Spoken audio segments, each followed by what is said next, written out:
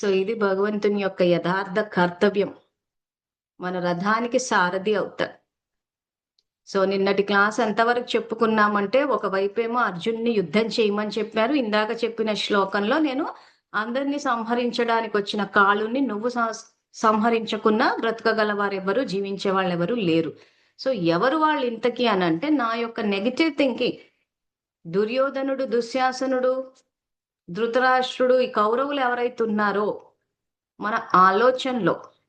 So మొదటి episode నుంచి చెప్తూనే ఉన్నారు, ధృతరాష్ట్రుడు ఎవరు, దుర్యోధన ఎవరు, దుశ్శాసనులు ఎవరు. సో వీళ్ళని చంపమంటున్నాడు. నువ్వు చంపకున్నను బ్రతకగలవారు ఎవ్వరూ లేరు అని అంటే సమయం చంపేస్తుంది. అది చాలా బాధాకరంగా ఉంటుంది. సో అందుకే టీచర్గా ఎప్పుడు భగవంతుడినే పెట్టుకోవాలి.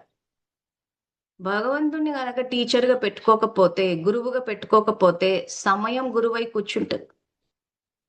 అది చాలా బాధాకరంగా ఉంటుంది. ఉదాహరణకి కరోనా సమయమే గనక తీసుకుంటే, ఈ భగవద్గీత అన్నది ఎప్పుడో రాశారు, చెప్తూ పోతున్నారు, పూజలు చేస్తున్నారు. చేసినప్పుడు కూడా భగవంతుడు ఎక్కడో ఇండికేషన్ ఇస్తాడు మనకి, మన సమస్యలకు పరిష్కారం. కానీ మనం ఏదైతే 2వ అధ్యాయం సాంఖ్య యోగలో తాబేలు ఉదాహరణ ఇచ్చి చెప్పానో, మీరు బయట నుంచి వ్యర్థాన్ని తీసుకోవడం మానేస్తే సైలెన్స్ లోకి వెళ్తారు. అంటే ఆలోచనల యొక్క తీవ్రత తగ్గుతుంది. మీకు తగ్గినప్పుడు భగవంతుడు అంటే ఫస్ట్ ఆఫ్ ఆల్ మన ఆత్మ ఇచ్చే ఇండికేషన్ ని క్యాచ్ చేయగలుగుతారు. మన ఇన్నర్ వాయిస్ అంటే మన ఆత్మే మనకు సంకేతాలు వేస్తుంది ఏ దిశగా వెళ్ళాలని. భగవంతుడికి కనెక్ట్ అయినప్పుడు భగవంతుడు సంకేతాలు ఇస్తాడు. ఆ దాన్ని బట్టి చేసుకుంటూ వెళ్ళిపోతే సింపుల్ గా అంతా లైఫ్ సహజం అవుతుంది. మనకేంటంటే ఇక్కడ శబ్దం ఎక్కువైపోయింది. చాలా మంది ఆధ్యాత్మికంగా ఇప్పుడు నేర్పిస్తున్నామంటే, అంటే ఎవ్వరూ లేని చోట కూర్చోవాలా, ఏ శబ్దాలు లేని చోట కూర్చోవాలా అని మళ్ళీ బాహ్యంగా చూస్తూ ఉంటారు. శబ్దాలు బయట కాదు, ఇక్కడున్నాయి.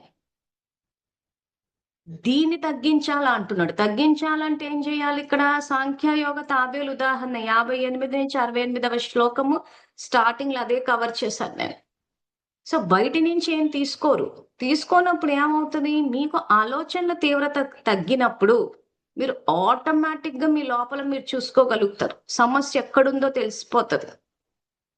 ఈ సమస్య ఎక్కడుందో తెలుసుకోకపోవడం వల్ల ఏమైందంటే బాహ్యంగా చూస్తూ పోతున్నారు.